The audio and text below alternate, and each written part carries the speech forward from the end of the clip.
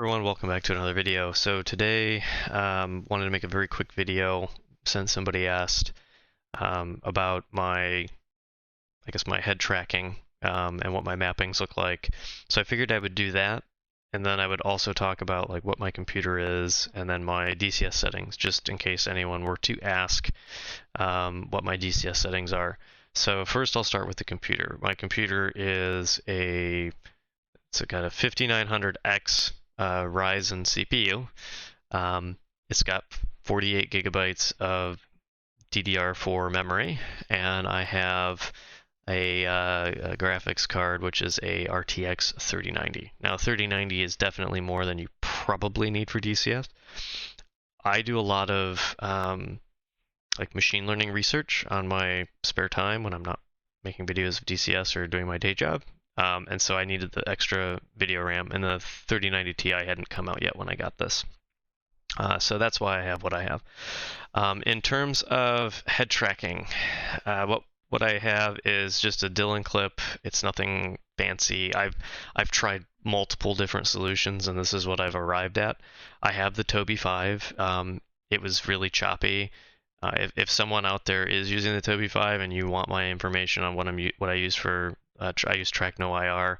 If they want to see my settings, I'm more than happy to provide them. But right now I'm using Dylan Clip. It's basically a 3-point active IR LED against a PlayStation 3 eye with the infrared filter removed.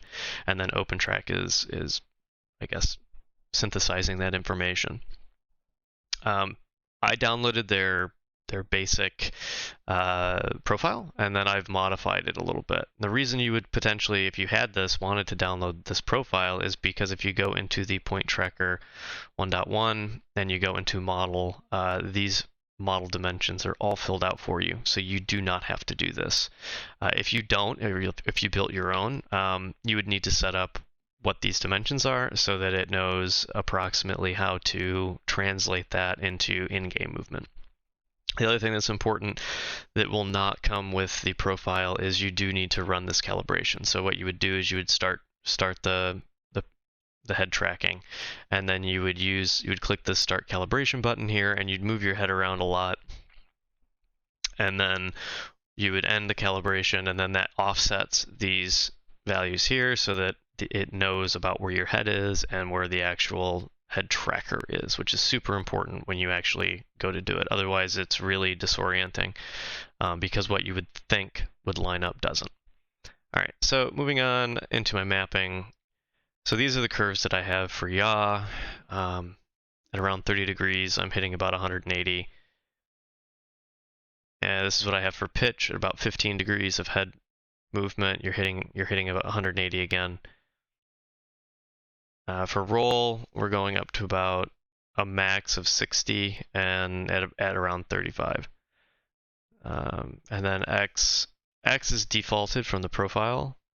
Y I set up, I actually brought it down because I was moving around too much in game. So I did set that a little bit lower, down to about a max of 35 at around 4.5.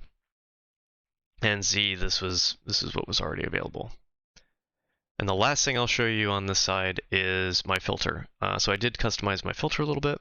So if we look at it, my smoothing is 1.35 degrees, my dead zone is 0.11 degrees, and that's for my yaw, pitch, and roll. And then for my actual translation, I have smoothing of 1 millimeter and a dead zone of 0.65 millimeter. That just seemed to work for me. So that's all for head tracking. And I'll quickly show you my settings. So for my system settings, which are the important ones, I have my textures and terrain textures to high, civilian traffic to low, because I actually kind of like seeing the little cars. I know a lot of people turn it off. It is a bit of a CPU hog, so your mileage may vary. Water high, visibility range ultra, heat blur high, shadows high, secondary shadows off, resolution is 4K, monitors is just 1. I have my cockpit display resolution at 1024, MSAA of 4x, depth of field off, lens effects, dirt and flare, motion blur off, clouds at ultra, SSAA, SSLR, and SSAO are all off. On my clutter/grass, forest visibility forest details factor, and scenery details factor. These are all maxed. Preload radius is a little bit beyond the middle at 79900. Chimney smoke density of 1, gamma 2.2, external field of view 78 degrees, anisotropic filtering at 16x. Default for this terrain object shadows. My cockpit global illumination I've turned off. I kept the scales to these as 1, and I did turn on raindrops and VSync. If I don't turn on VSync for whatever reason, I run into issues. The monitor that I have is a 48-inch LG C1 OLED.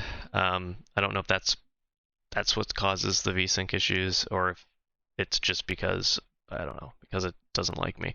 If I turn VSync off, I get like cuts, like tearing. So I leave it on. And that's really it. That's all I've got for you today. Thank you much for watching. I hope this was helpful. If there's anything, other settings or things that anyone wants to know, to go ahead and leave it in chat, and I'll try to answer it to the best of my ability. All right, thank you very much for watching. We'll see you in the next video.